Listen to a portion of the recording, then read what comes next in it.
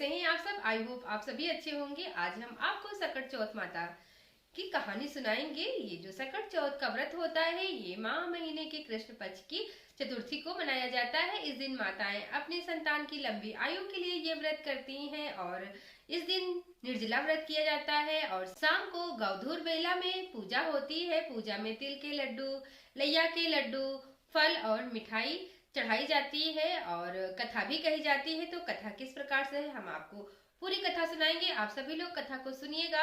कथा अच्छी लगे तो मुझे कमेंट करके जरूर बताइएगा दोस्तों। तो चलिए हम कथा को शुरू करते हैं।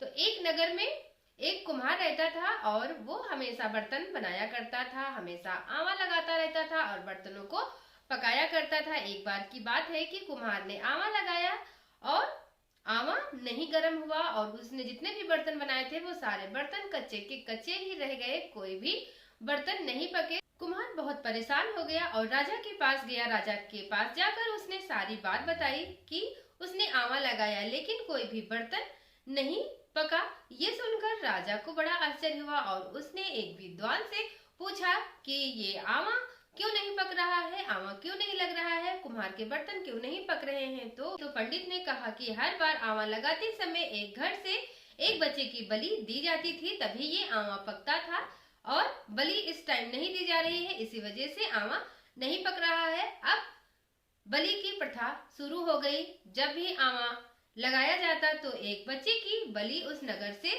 दी जाती थी। ये देखकर बुढ़िया बहुत चिंतित थी कि एक ना एक दिन मेरे बच्चे का भी नंबर आ जाएगा।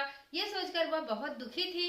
अंत में वो दिन भी आ गया। बुढ़िया बहुत दुखी थी। वो सोच रही थी, बार बार सोच रही थी कि मेरी तो एक ही संतान है और अगर इसकी मृत्यु हो जाएगी तो वो कैसे जिएगी, क्योंकि उसका तो एक ही सहारा है।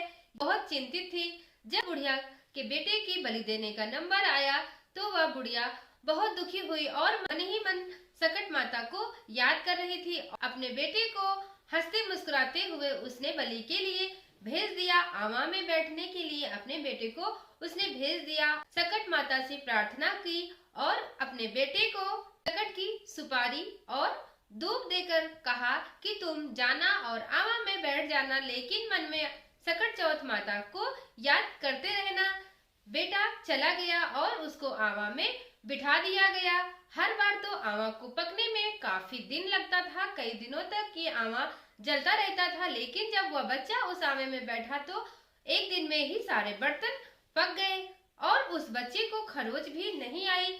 ये देखकर बुढ़िया बहुत खुश हुई और सबको बताने लगी कि ये जो भी चमत्कार हुआ है ये सकट माता की कृपा से हुआ है, क्योंकि मैंने अपने बेटे को सकट की सुपारी और दूब देकर आंवा में भेजा था, इसीलिए सकट चौथ माता ने मेरे बेटे की रक्षा की है। और जितने भी नगर में बच्चे थे जिनकी भी बलि दी जा चुकी थी वे सारे बच्चे जीवित हो उठे। उसी दिन से ये सकट चौथ माता का व्रत किया जाने लगा। दोस्तों, ये जो सकट चौथ का व्रत है माह के कृष्ण पक्ष की चतुर्थी को मनाया जाता है। जो भी माताएं बहनें होती हैं वो इस व्रत को बहुत ही धूमधाम से मनाती हैं। संतान की लंबी उम्र के लिए इस व्रत को करती हैं। इसमें निर्जला व्रत किया जाता है और शाम के समय चौक बना करके सकट माता की पूजा की जाती है। शकरकंद, तिल के लड्डू, लैया के लड्डू और बहुत सारा मीठा और फल आदि से माता सकट की पूजा की जाती है। सकट माता की पूजा में शाम के समय आरती का विधान है। ये जो पूजा होती है गांव-धूर में की जाती है। दोस्तों, आई होप ये वीडियो आपको पसंद आई होगी। वीडियो को पूरा देखने के लिए, कथा को पूरा सुनने के लिए आप सभी का बहुत बहुत धन्यवाद।